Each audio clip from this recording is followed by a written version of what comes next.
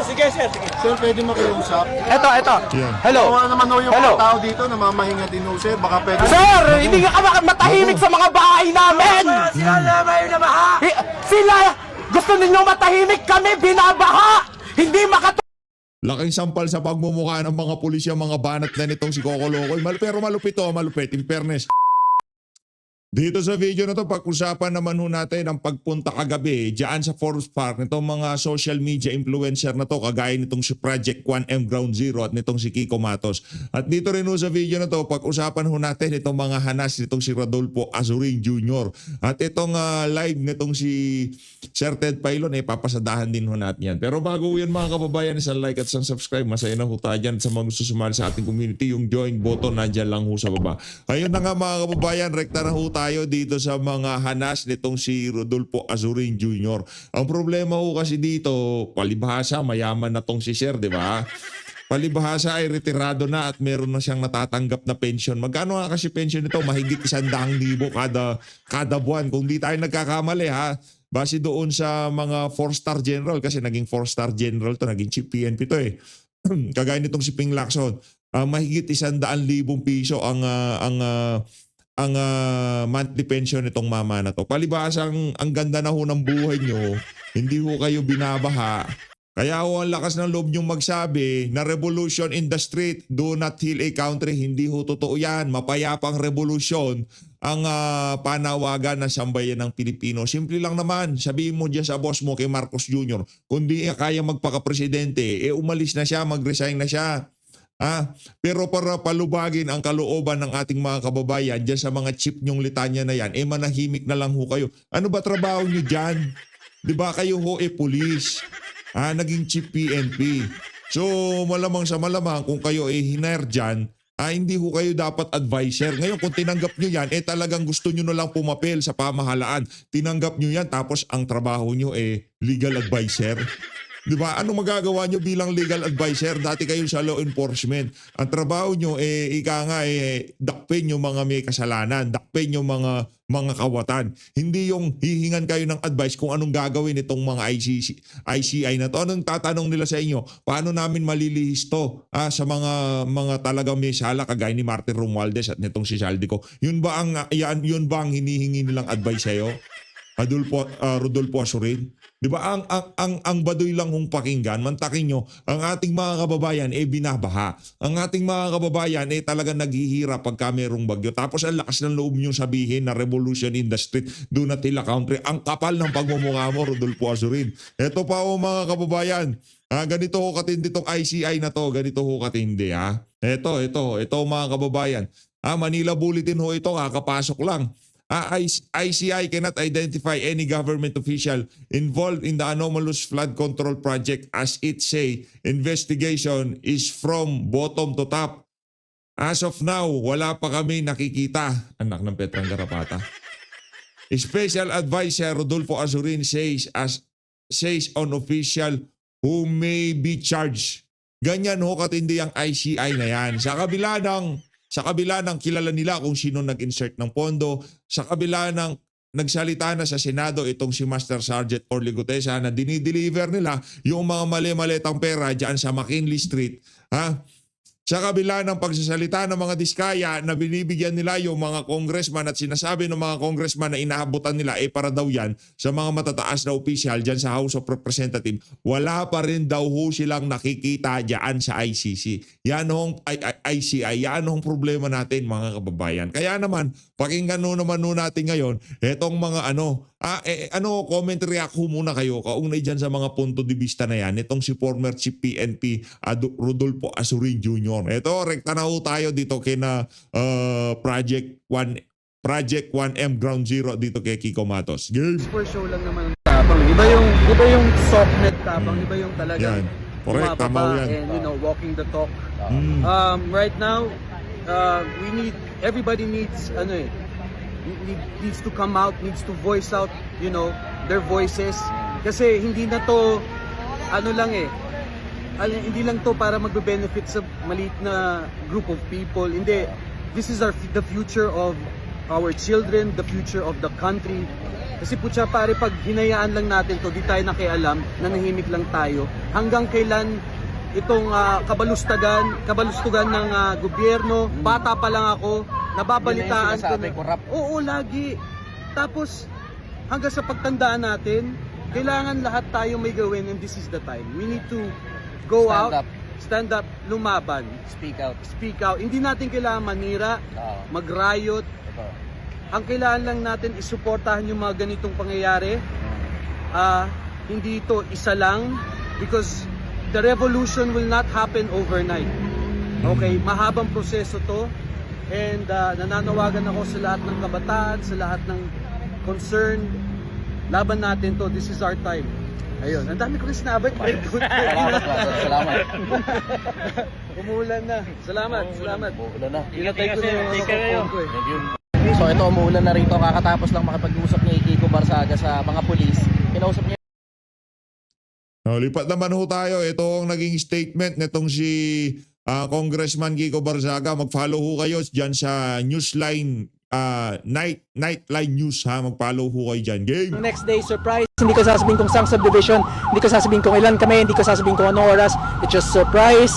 And sila na bahala. Para sa akin lang, we have to protect the interests of the Filipino people over the interest of corrupt politicians. So sorry din sa lahat ng mga police at sa lahat ng mga security agencies. Ang dami-dami nila na nag-overtime ngayon, thousands. Pero kailangan talaga Grabe, no? ito ng bansa natin. If we do not show, not just the local community, but the international community, that there is chaos and there is corruption within our system, then there will be no change. Hindi natin pwedeng ulit-ulitin lang yung mga nangyari for the past few years, for the past ever since Marcos sat down and Romualdez became speaker, lahat ng ito, this has only been getting worse and worse at hindi natin pwedeng hayaan lang ito. At some point we have to say it has to stop. Kung tuloy-tuloy na ba ito? Ha? Yes, every day. Pero yung bukas, yung next day, surprise, hindi ko sasabihin kung saan subdivision, hindi ko sasabihin kung ilan kami, hindi ko sasabihin kung anong oras. It's just surprise. And Saludo. sila na bahala. If they want to protect kung gusto na protektahan yung mga magnanakaw dito at yung mga magnanakaw na nakatira sa mga mamahaling subdivision, sa mga private subdivision na mga 200, 300 million per lot or yung iba mga 1 billion per lot, then that's fine. That would be perfectly okay. But para sa akin lang, we have to protect the interests of the Filipino people over the interest of corrupt politicians. And that's why we're targeting the private homes of the corrupt instead of the public offices where they steal the money from. Kasi doon ninakaw lang na yung pera. Doon pero dito na dinadala. Magaling Yung bukas, yung next day, Magaling ho itong si Congressman na Kiko Barzaga. Ito pa ho mga kababayan, dito naman ho sa News Blast, mag-follow din ho kayo. Game! we just want our money back. And the people imprisoned. Bakit po dito Wala maintindihan. Teka lang. Bakit nasa? Kasi dito yung mga magnanakaw, ito yung na-implicate na bahay ni Romualdez, ni Zaldico. So, ito yung mismong tinatarget namin. Ayaw naman namin magaya sa Nepal na susunugin yung parliamentary building because that will just end up causing more chaos in our government. Ang gusto lang namin, ang target lang namin yung mga magnanakaw, no one else, not the businessmen, not the good government officials. We just want our money back and the people imprisoned. We just want our money back and the people imprisoned. Bakit po dito Next, ito, News Blast pa rin ho ito mga kababayan. Hindi natin pwedeng ulit-ulitin lang yung mga nangyari for the past few years, Napanood na ho natin yan kanina, lipat naman ho tayo doon sa ika nga harapan ng mga rallyista at mga pulis. Ito, pakinggan natin to mga kababayan. Game! Napakadaling gumawa ng gulo. Hindi. Pero ayaw natin yon. May mga salita tayo na akala natin galit natin, pero nakakasakit tayo ng damdamin eh. Yun ang iwasan natin. Ang kalaban lang natin, kinamumuhisan natin sa loob. Kaya? Walang salita. Magsalita kayo. Sige. Sir, pwede makiusap? Ito. Yan. Hello. Kawawa naman ho yung mga tao dito na mamahinga din ho, sir. Baka pwede... Sir, hindi ka matahimik sa mga bahay namin! Sila, gusto ninyo matahimik kami, binabaha! Hindi Laking sampal sa pagmumukha ng mga pulisya, mga banat na nitong si Coco Locoy. Pero malupit to, malupit. In fairness, ang lupit ni Coco Locoy dito, palakpakan natin. Mahusay ho, mahusay. Kudos. Tulong ng maayos. Alam ng mga Pilipino dito. Alam nyo na hindi natin kaaway ang mga pulis, tama? Tama! Ngayon, sir, nagsasalita kami kasi gusto lang namin marinig nyo ang aming mga hinaing. Alam namin, nakakampi namin kayo dito. Kung kami ay nagsasalita sa inyo, alam namin na trained kayo. Alam namin na trained kayo na maximum tolerance hanggat hindi namin kayo sinasaktan. Tama? Tama. Hanggat nagsasalita lang kami kasi that's freedom of expression. Nakita nyo naman, nung sabi nyong umatras kami para pantay, umatras kami. Hindi namin kayo inaaway. Alam mo kung anong ginagawa namin? Humihingi kami ng tulong sa inyo. Yan ay pakiusap. That's an appeal. Kasi kami ang nagpapasweldo sa inyo at pinapasweldo namin kayo para protektahan kami, ang batas, ang konstitusyon, ang mga anak namin at ang susunod na henerasyon, kahit mga anak nyo. Ngayon, hindi pwedeng hindi kayo masasaktan kasi train kayong masaktan, damdamin lang ang masasaktan sa inyo.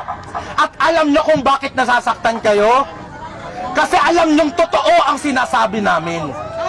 Hindi namin kayo pipisikalin. Kasi alam namin nakakampi namin kayo. Kami ay nagmamakaawa. At hindi nyo kami pwedeng sabihin na hindi kami pwedeng mag-vent out ng mga galit at frustrations namin. Ito na lang ang meron kami. Hindi pa kami pwedeng maglabas ng sama ng loob. Ngayon, kami, alam namin kakampi namin kayo. At alam nyong kakampi nyo kami. Kasi mga simpleng mamamayan lang tayo lahat. Binigyan namin kayo ng kapangyarihan. Pinapasweldo namin kayo para gawin ang trabaho nyo. At yon ay protektahan ang mga Pilipino. Kami ang mga boss nyo. Alam nyong sumasaludo kami sa inyo kapag tama ang ginagawa nyo. During the time of PRRD, lagi kami nagpapasalamat sa inyo. Willing kami na taasan yung mga sweldo nyo. Kasi alam namin na ginagawa nyo ang tama at kung ano ang para sa bayan. Ngayon naniningil kami. Naniningil kami sa mga sweldong dinoble namin. Asan kayo? Ngayon, sir, hindi kami mga bobo, hindi kami mga tanga, nasasaktan namin ang mga kakampi nating pulis. Huwag nyo kaming maliitin. Hindi nyo ba nakita na nung pinaatras nila kami, umatras kami? Yun ba ang nangaaway? Tama. Diba, sabi ko, basta pantay lang ha. Pantay na, okay na. Nagkaroon ba ng gulo? Ang mga tao ngayon ay frustrated. Maliban sa mas malala ang krimen sa mga kalsada, kung makaligtas kami sa saksak, hindi kami makakaligtas sa sakit. Sa ospital. Kasi magkaka-leptospirosis kami. Kasi araw-araw, maliban sa hindi kami ligtas sa mga kriminal, hindi pa kami ligtas sa baha. At hindi tayo ligtas sa ospital. Kaya wala sila pambayad natin sa mga At kinuha, at kung sakaling magkakasakit kami, dahil sa, sino ba naman ang gusto dito sa kalsada? Sino ba naman ang gusto na napopolusyonan dito? Nandito kami kasi galit na kami sa gobyerno. Nakita nyo naman sa liwasan, hindi doon naman kami ng gulo. Diba? Kaya kasabi ko kay sir kanina, 3,000 kada isang bata! kaya sabi ko naman kanina kay sir, at naintindihan din naman ni sir, na tayo ay nagve-vent out lang. Ano ang sigaw natin? Marcos resign! Marcos resign! Marcos resign! Marcos resign! Ito na lang, ibabalik na natin. Huling-huli, pasensya na sir, ngayon pa lang masasaktan ang mga damdamin nyo. Ngayon pa lang, marami kayong maririnig na galit.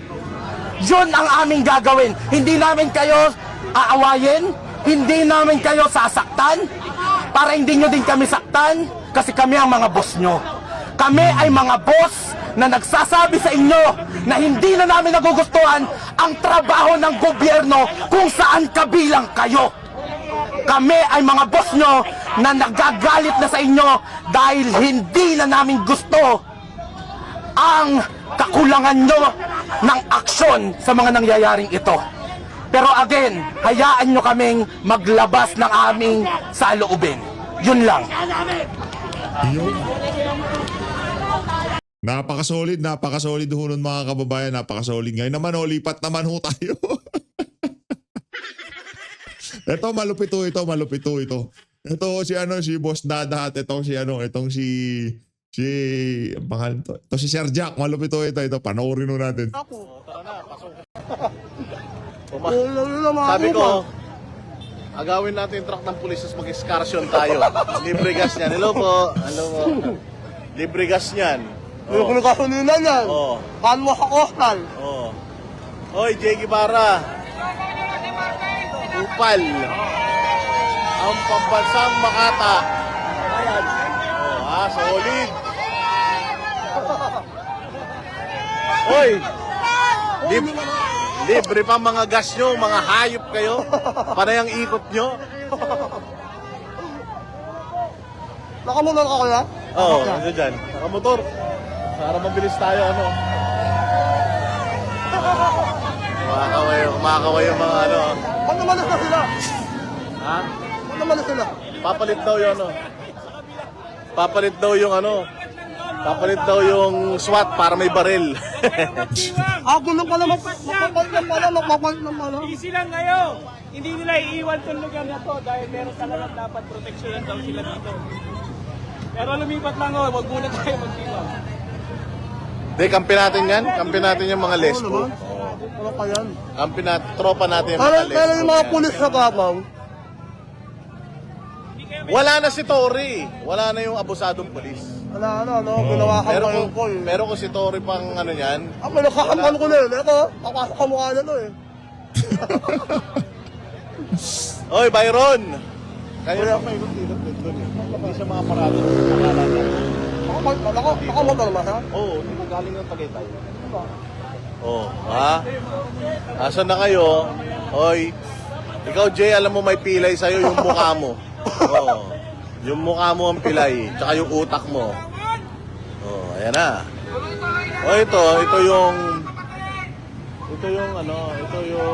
Dasmariñas Gate. Yan. Pero ang bahay talaga ni Romualdez nandoon sa kabila.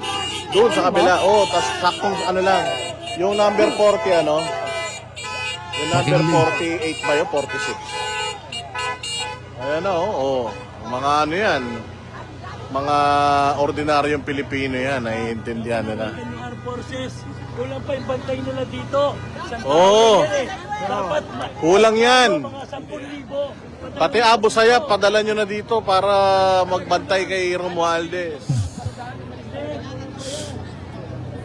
Ito ang ating mga magigiting na banaderos na kababayan. Yun! Oh, ito na yung maleta, oh. Grabe, oh. 5 billion, di kasi yun dyan. Ano yun?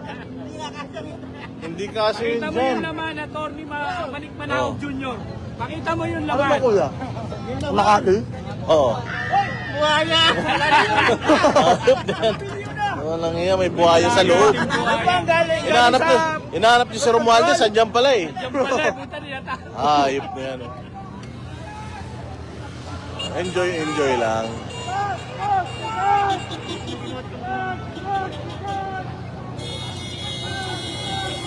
Ayun na, oh. Gagalit din yung mga tao, eh. Oh.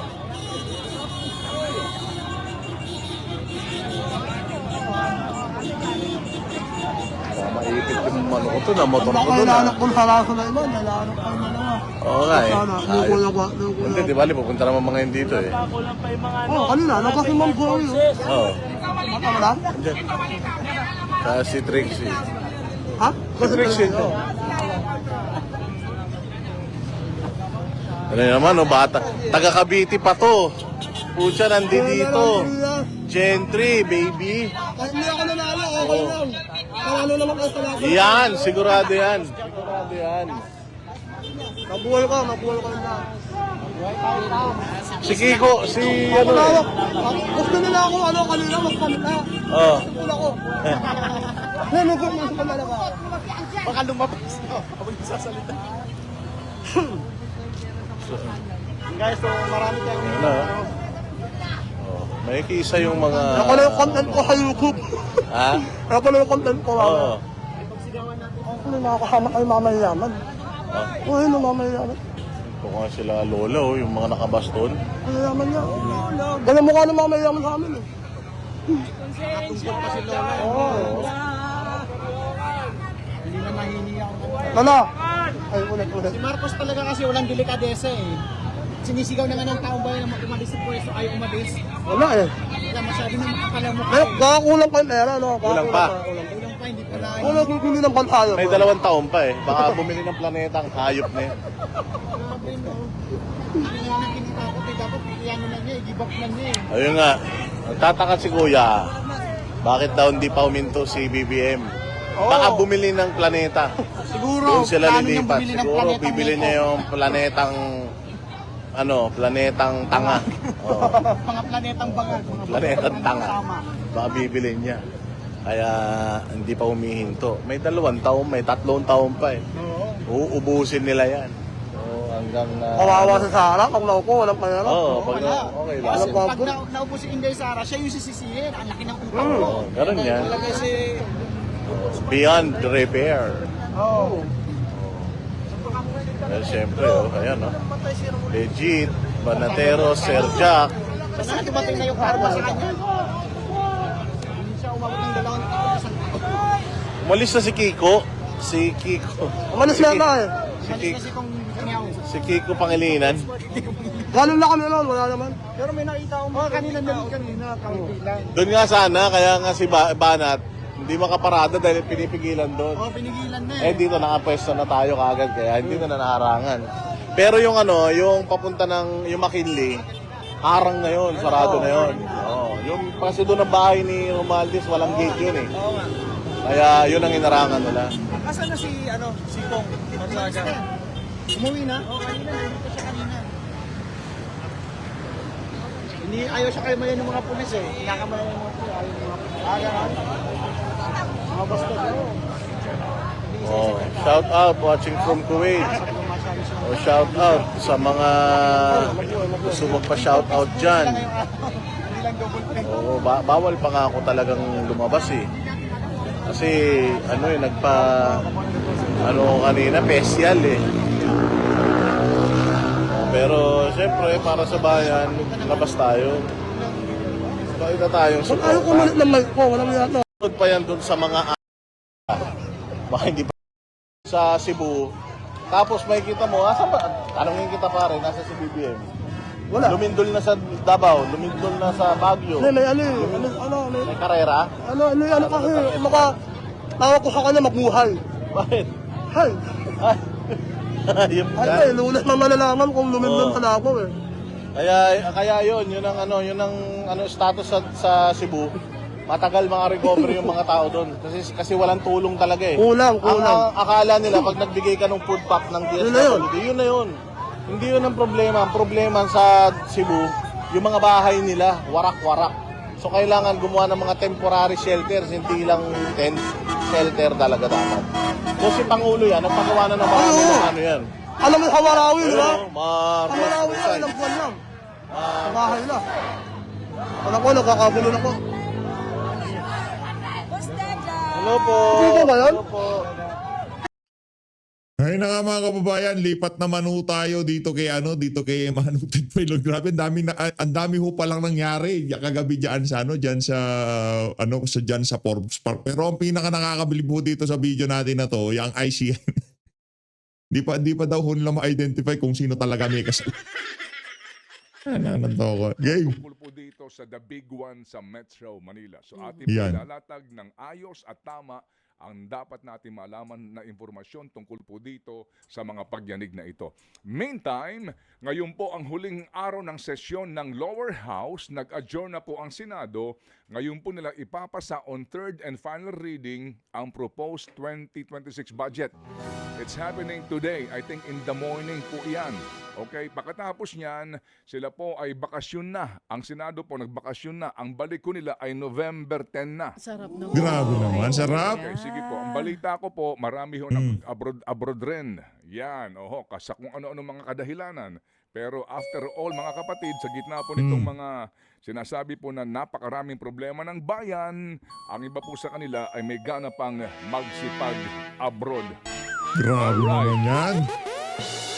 Yan ang ating mga kagalang-galang na mga mambabatas. Talagang Nakakahiya naman sa kanila. Oo naman, pagod na Okay. pagod ang mga yan. Talagang pipilitin nila ipasa yung budget, ha? Oo. Ipapasa talaga nila. Di ba sabi mo, pwede namang hindi muna? Pag-aralan muna maigi? So naka-comply daw sila doon sa 3 days. Oo, na Ang bilis, requirement. Matapos mong aprobahan ng Biyernes, Sabado, Linggo, Lunes. Oo. Opo, ano ba magagawa natin? Di po ba? Kung may instruction na ito'y agad nang ipasa, yan po ipapasa nila kahit hindi nila binabasa. Okay? Sandali mga kapatid. Ipapasa kahit hindi binabasa. Kanino Correct. instruction? Kanino yung instructions galing? Kanino ba? Oo. Kanino? Na ipasa agad? Sino pa? Oo. Ang mag-uutos sa kanila. Oo. Martin Kung hindi Romualdez. po alam nyo na, ikulong mandarambong. Sige, Ikulong mandarambong. Yun ho yun mga kababayan. Ikulong mandarambong. Maliwanag pa ho sa sikat ng araw kung kanino utos yan. Kita nyo kung sino sumasalansan doon sino pa si Majority Floor Leader? Sandro Marcos. Sino yung nagmamadali? Lahat ng salita niya talagang binibilisan niya para mabilis yung pagsalansan, pagpapasa ng ng budget na yan, di ba? Sandro Marcos. Sino nag-utos kay Sandro Marcos? Tito niya, si Martin Romualdez. Sino nag-utos kay Martin Romualdez? Si Marcos Jr. tsaka si Lisa Alarneta Marcos. Kaya ikulong ang mga mandarambong. Sige. mga kapatid, sandali po lang, we will be tanggapan ng presidente. Diba? Pag-usapan po natin muna, ito pong paggamit ng mga sirenang ito, ng mga blinkers na ito. Tanggapan po ng Presidente Administrative Order Number 18 prohibiting government officials and personnel from using sirens, blinkers, and other similar signaling or flashing devices. Nandito po, Section 1, Prohibition. All government officials and personnel are hereby prohibited from utilizing sirens, blinkers, and other similar gadgets that produce exceptionally loud or startling sound, including dome lights, blinkers, or other similar signaling or flashing devices. Unauthorized and improper use of signaling or flashing devices by government officials and employees shall be dealt with in accordance with applicable laws, rules, and regulations. Tanong, anong ipapataw niyo ho dito sa opisyal na ito ng DOT? Nako. Klaro po ito mga kapatid, mismo dito po sa pangyayaring ito. Pangalawa, yung pong protocol plate na number 10. Okay, dito po inilabas din po ng ating Pangulo na Executive Order number 56. Ang number 10 dito, Presiding Justice of the Court of Appeals, Court of Tax Appeals, and Sandigang Bayan, and Solicitor General, number 10. Number 11 po, number 14, etc. iba. Wala dito sinasabi ng isang undersecretary ay maaari pong gumamit na number 10. Wala. Yung pangangatwiran po na ang LTO magbibigay ng pahintulot, excuse me, hindi pwede po iyon. Dahil hindi siya kasama dito. So, ano meron ka para ka maggagawi ng ganyan? Anong pagka-VIP mo? Bakit ka very important person? Titigil ba ang mundo ng mga Pilipino pag wala ka?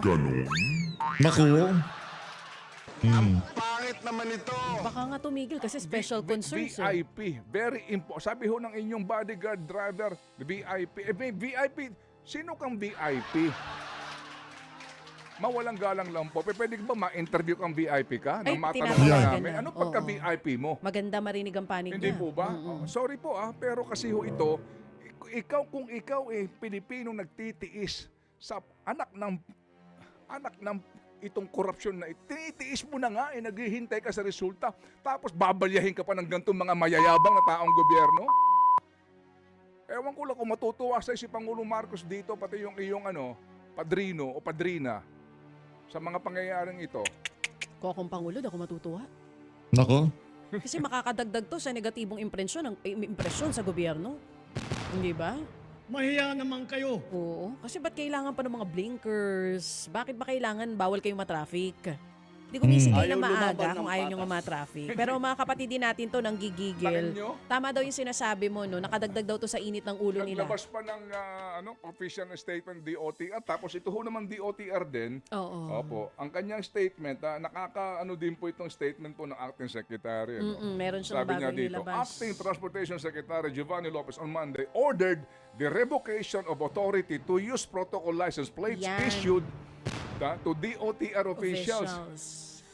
So, ibig sabihin, meron din. Okay? This is to prevent the misuse and abuse in using special government license plates.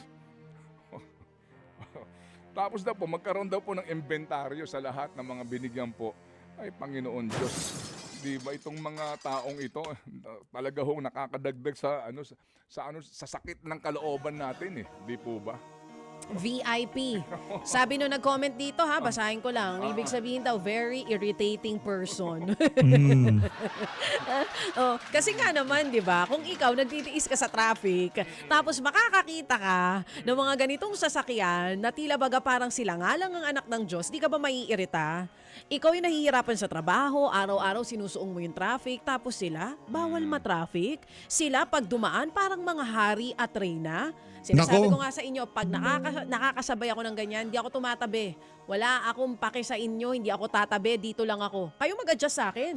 Sabihin nyo sabihin nyo ng mayabang ako, mainit ang ulo ko. Aba, pare-pareho tayo dito.